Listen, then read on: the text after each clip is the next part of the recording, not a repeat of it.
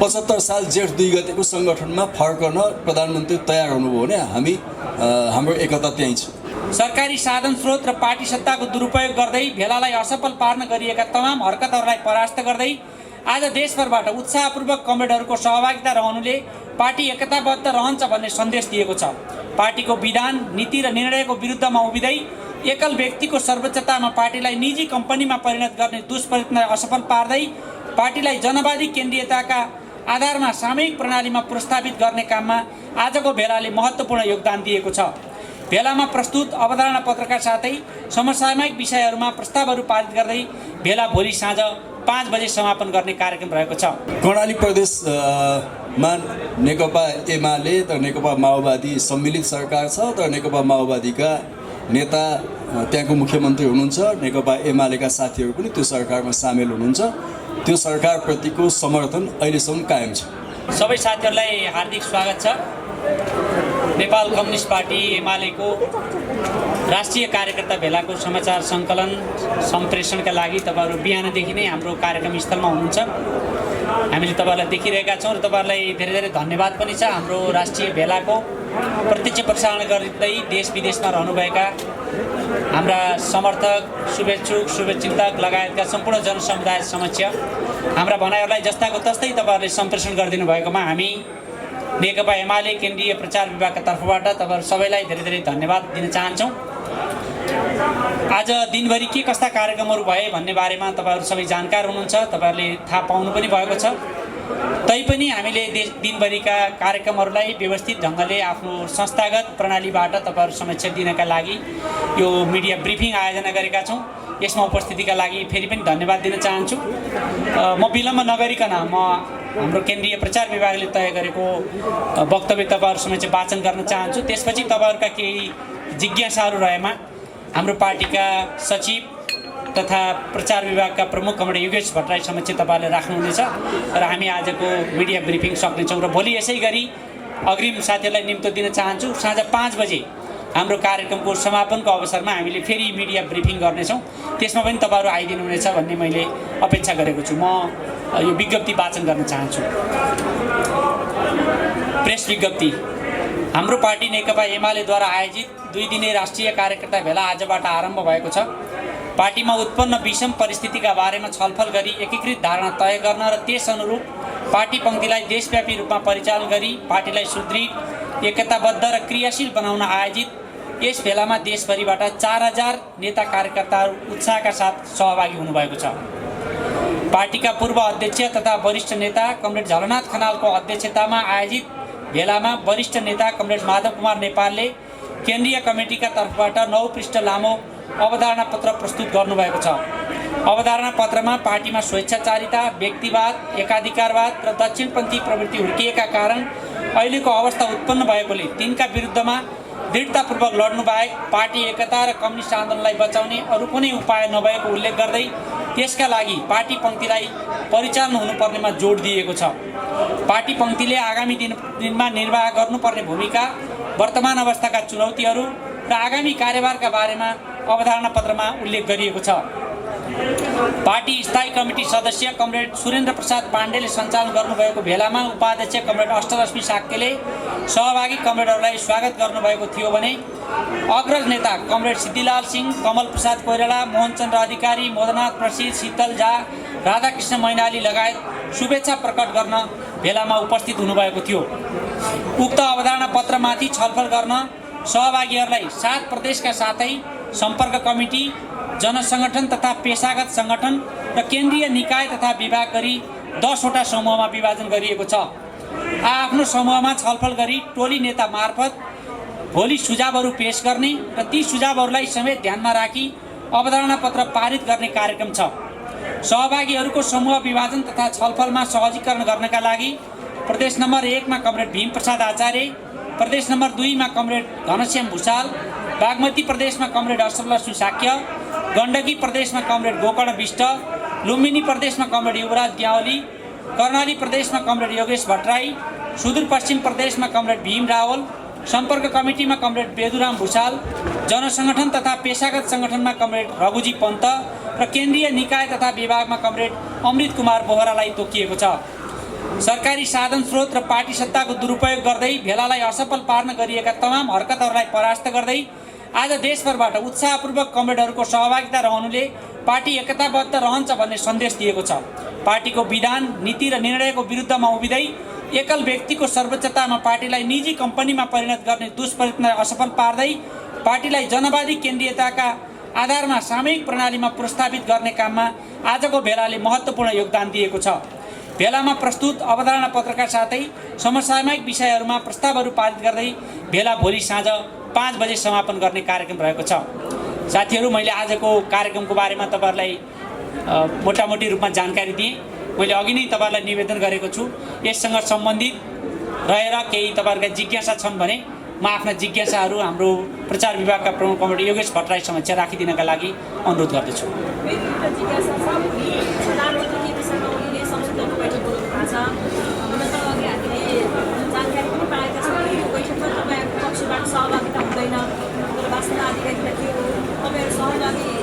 पछिको अवस्था के हुन्छ, के कारणले तपाईँहरू सहभागी हुन चाहनुहुन्न, यसबारे स्पष्ट पार्दै धन्यवाद। सायद दिपाजीले सोधेको प्रश्न यहाँहरू सबैको साझा प्रश्न हुनसक्छ। आज मात्रै हामीलाई हाम्रो मोबाइलमा सूचना आएको थियो, SMS आएको थियो। संसदीय दलका नेता प्रधानमन्त्रीजीले भोलि बालुवाटारमा 11 बजे संसदीय दलको बैठक बोलाउनु भएको छ।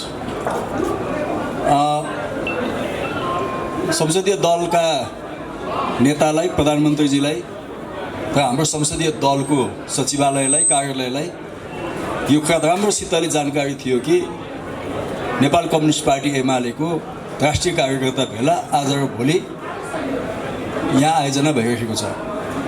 र यसमा पार्टीका अधिकांश नेताहरू, प्रतिनिधि सभाका मान्यज्यूहरू, राष्ट्रिय सभाका माननीयज्यूहरू, प्रदेश सभाका पनि मान्यज्यूहरू लगायत संसदीय फाँटका अधिकांश कमरेडहरूको यहाँ सहभागिता छ यो भेलामा भन्ने कुरा उहाँलाई जानकारी नभएको होइन। त्यसो भएको हुनाले हामीलाई संसदीय दलको बैठकमा जानको लागि उपस्थित हुनको निम्ति कुनै समस्या छैन। हामी जान्छौँ, संसदीय दलप्रतिको हाम्रो आपत्ति होइन। त्यसकारणले आज हामीले संसदीय दलका नेता प्रधानमन्त्रीजीलाई विनम्रताका साथ यो भेलाको कार्यव्यस्तताले भोलिको संसदीय दलमा हामी उपस्थित हुन सक्दैनौँ भनेर बताएका छौँ र तपाईँहरू मार्फत पनि सार्वजनिक ढङ्गले त्यो म बताउन चाहन्छु। त्यसपछि हुने अनुकूल समय, उपयुक्त समयमा डाकिने संसदीय दलको बैठकमा हामी भाग लिन्छौँ। जस्तै नेकपा एमाले कर्णाली प्रदेश सरकारलाई दिएको समर्थन फिर्ता गरे भने चाहिँ यो फेरि तपाईँको नेपाल पक्षका हात चाहिँ नदिएको भन्ने के हो प्रश्न? कर्णाली प्रदेशमा नेकपा एमाले र नेकपा माओवादी सम्मिलित सरकार छ। तर नेकपा माओवादीका नेता त्यहाँको मुख्यमन्त्री हुनुहुन्छ, नेकपा एमालेका साथीहरू पनि त्यो सरकारमा सामेल हुनुहुन्छ। त्यो सरकारप्रतिको समर्थन अहिलेसम्म कायम छ। मैले जस्तो यो भेला जुन गरिरहनु भएको छ नि, यो भेलाबाट हामीहरू छुट्टै पार्टी बनाएर जाने स्थिति हुन्छ कि अथवा केपी ओलीसँग सहकार्य गरेर जाने हुन्छ? यदि केपी ओलीसँग सहकार्य गरेरै जाने हो भने के कुराहरू सचिनु पऱ्यो केपी ओलीले? यो भेला नेकपा एमालेबाट छुट्टिनका निम्ति गरेको होइन। यदि त्यो भएको भए अर्कै ब्यानरमा हुन्थ्यो, पार्टीको नाम अर्कै हुन्थ्यो, परिस्थिति नै अर्कै हुन्थ्यो। त्यसैले बिल्कुल त्यो गलत हो, त्यो हुनेवाला छैन।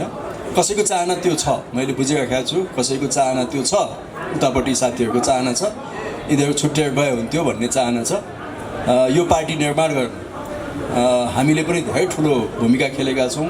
हाम्रो मेहनत छ, पसिना छ, लाखौँ लाख सदस्यहरूको यसमा सहभागिता छ, नेताहरूको भूमिका छ। त्यसकारण यो पार्टी विभाजन हुन हामी दिँदैनौँ। मन वचन कर्मले यो पार्टी विभाजन हुन हामी दिँदैनौँ।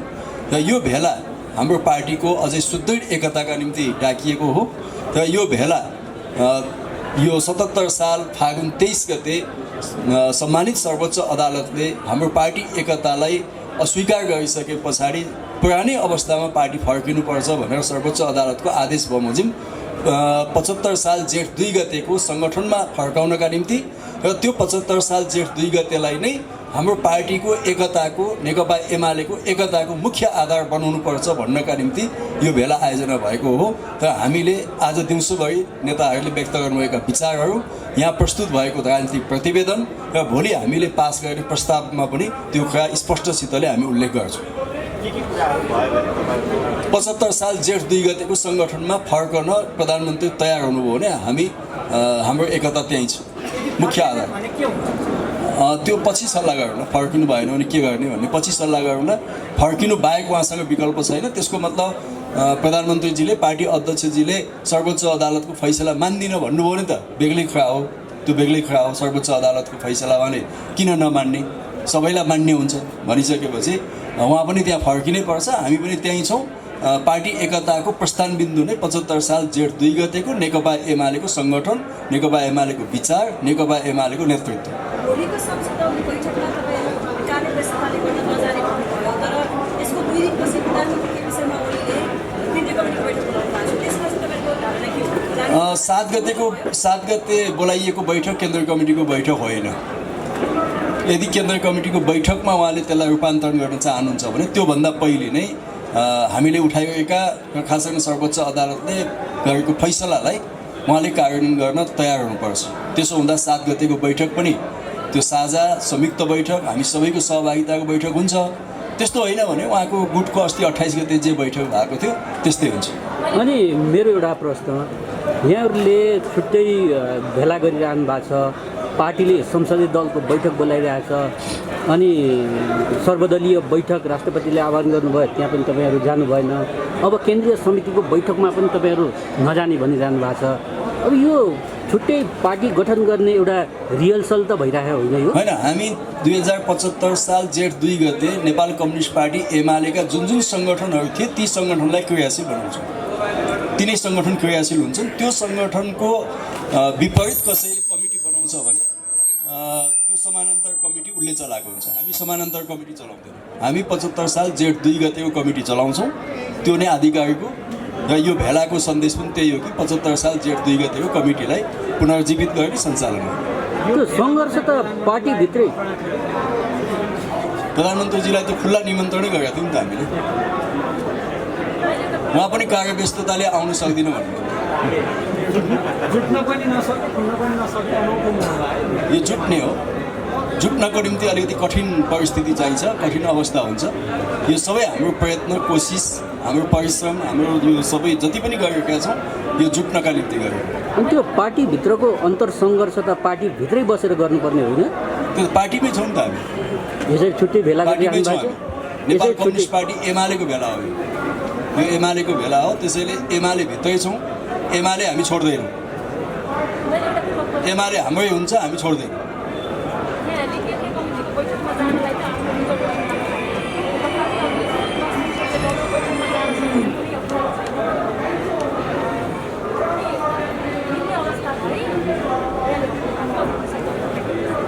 सबैलाई अनुकूल हुने समय।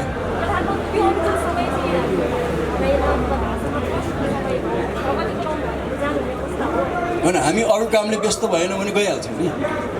त्यो त प्रधानमन्त्रीजीलाई थाहा छ नि त यहाँ भेला छ भन्ने। यहाँ भेला छ भन्ने कुरा थाहा पाइ भोलि नै किन बैठक डाक्ने?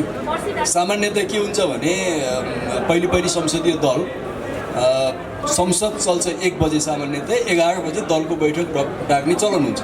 त्यसो हुनाले 6 गते 11 बजे डाक्नुहोस्, हामी गइहाल्छौँ।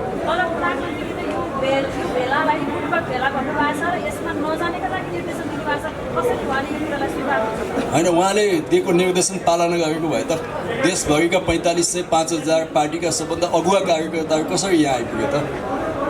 तपाईँहरूले जुन यो भेलाका लागि, छलफलका लागि क्वेसनरहरू बनाउनु भएको छ, छलफलका विषयहरू भनेर यहाँ 2टा आधार देखिन्छ। एउटा केपी शर्मा ओलीले तल्लो तहसम्म के पक्षले कति हाम्रो पक्षलाई पेल्यो, र दोस्रो के देखिन्छ भने तपाईँहरूको तल्लो लेभलसम्म कति पकड्छ। यो 2टा कुरा सँगसँगै लैजाँदाखेरि हामीले हेर्दाखेरि, विश्लेषण गर्दाखेरि त सिधा तपाईँहरू खुट्का लागि हामी कति पानीमा छौँ भनेर हेरे जस्तो देखिन्छ नि। अब त्यो तपाईँको अनुमान हो, त्यसमा मेरो कुनै खण्डन छैन। तर हामी कुनै सङ्ख्यात्मक गणितीय पोलिटिक्स पार्टीभित्र गरेका छैनौँ। हामी विचारको पोलिटिक्स गरेका छौँ। विधिको पद्धतिको एउटा चाहिँ सर्वोच्च अदालतको फैसलाको कार्यान्वयनको त्यो पोलिटिक्स हामीले गरेका छौँ। यो गणितको पोलिटिक्समा हामीलाई विश्वास छैन। त्यो प्रश्नले दिने उत्तर के हो? के उत्तरको अपेक्षा हो? समयले दिन्छ।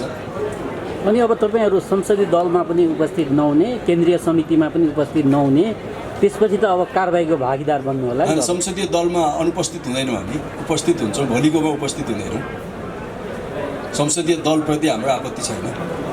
त्यसपछि त कारबाहीको भागीदार बन्नु हेरौँ न, त्यो त कारबाही भन्ने कुरा त त्यो त शब्द हुन्, डिक्सनेरीमा छन्, प्रयोग भइरहन्छ नि, शब्दकोशमा छ नि त। कारबाही भन्ने छ र अध्यक्षले प्रयोग गर्नुभएको हो। त्यो शब्दकोशमा त्यो शब्दै नभएको उहाँलाई बडा कठिन हुन्थ्यो। धन्न हाम्रा चाहिँ भाषा विज्ञहरूले डिक्सनेरीमा कारबाही भन्ने पनि शब्दकोशमा कारबाही भन्ने पनि शब्द राखिदिएको हुनाले हाम्रो प्रधानमन्त्रीले त्यसलाई प्रयोग गर्नुभएको। शब्द प्रयोग गर्न प्रधानमन्त्री खप्पिस हुनुहुन्छ, त्यसमा मेरो केही प्रतिवाद छैन। तपाईँहरू सबैलाई धन्यवाद।